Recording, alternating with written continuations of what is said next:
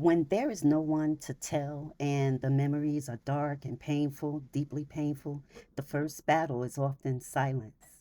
Because pain that stays locked inside begins to speak in other ways, though, through exhaustion and anger and distance and mistrust, or the feeling that no one could possibly understand. Silence can feel like protection, but over time it also becomes a prison. Sometimes the first step is not telling everyone, it is telling the truth somewhere, whether you write it, whether you pray it, and whether you speak it aloud in private. At the end of this video, I am going to deliver a prayer. So, just for anyone who may be uncomfortable with that, I'm giving you advance notice.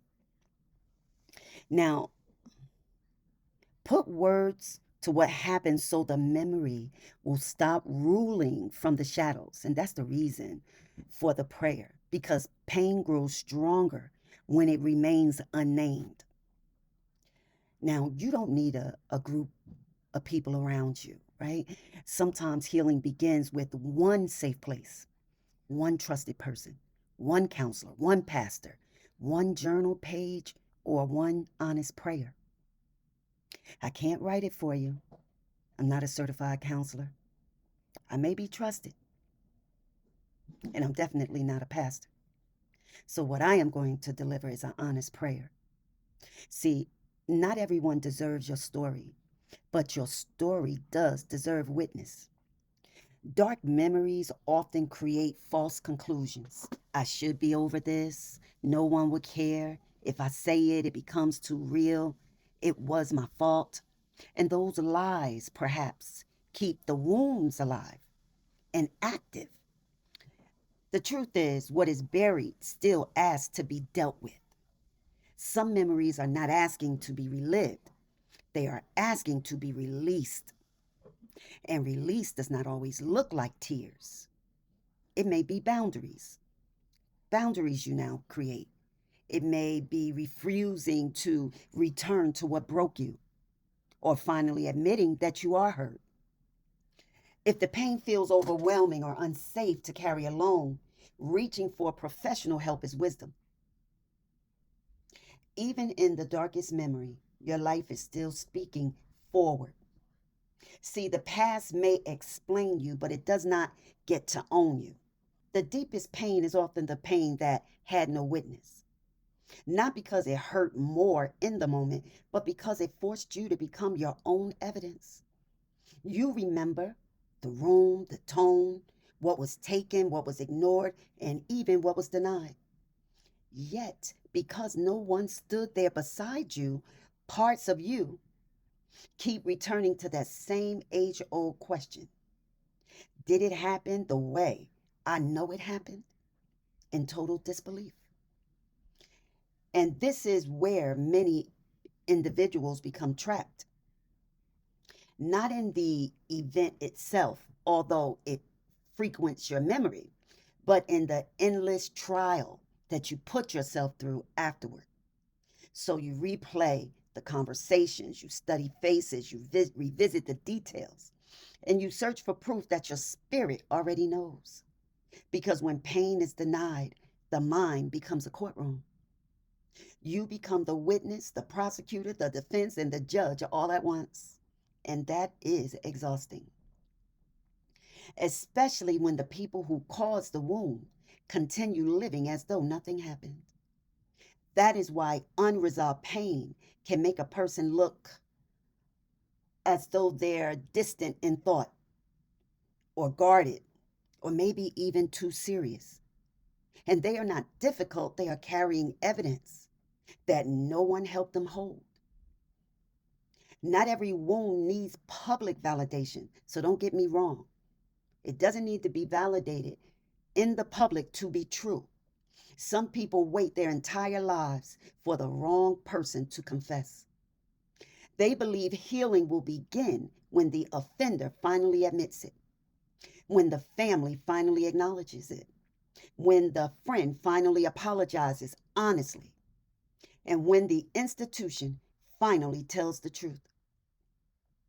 But if your freedom depends on their confession, they still control what imprisons you. They have the key to the door. And some doors never close because people keep standing there waiting for an apology that was never built to come. Healing begins when truth no longer needs permission. You stop asking people to confirm what they benefited from denying. You stop presenting your pain to those committed to not even caring. And you stop begging for truth or honesty from people whose life depends on your silence. That is wisdom. And when the moment comes in which your assignment becomes understanding, the assignment becomes release. Because survival keeps you alive, but relief and release gives you your future back. And release is not pretending it did not matter. It mattered.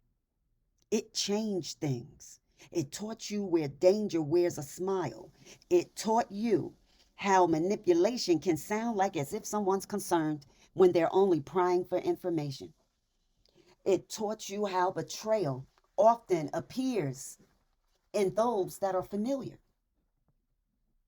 You were never meant to build your identity around what hurt you. Pain can be a chapter, but pain cannot be your name. There is life after being misunderstood. There is authority after being dismissed.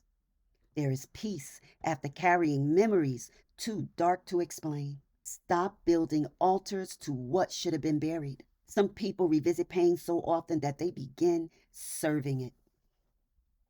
Every thought returns there, every decision passes through it, every new relationship must pay for what an old wound did. That is how memory becomes bondage. The past is supposed to be a teacher, not a landlord. It can visit, it cannot live there forever. The deepest healing often sounds simple, but it's costly.